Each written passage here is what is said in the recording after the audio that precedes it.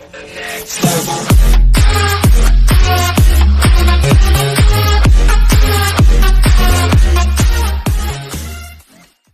24 immigrants go on hunger strike to protest U.S. detainment.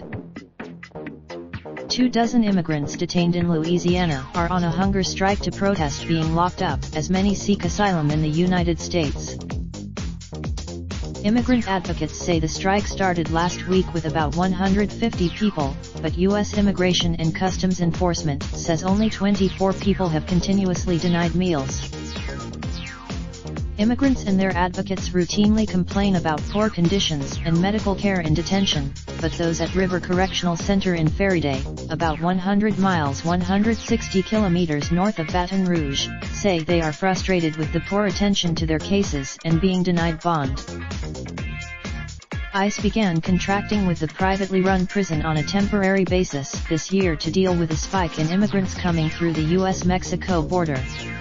About 500 those on strike say they have limited access to ICE staff and haven't been able to convince a judge that they should go free while their asylum cases win through immigration court. It's there. The Executive Office for Immigration Review, which oversees immigration courts, said it didn't have statistics readily available to show how many people have been granted bond in the court where the detainees appear. ICE, which defines a hunger strike as someone rejecting 9 consecutive meals, says it respects the rights of people to voice their opinion without interference. ICE.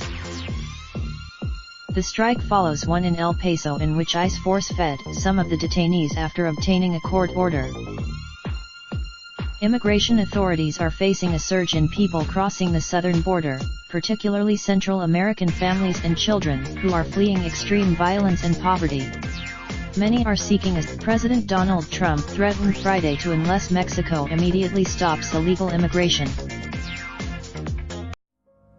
Raindrop, drop top smoking, no cooking the hot pot.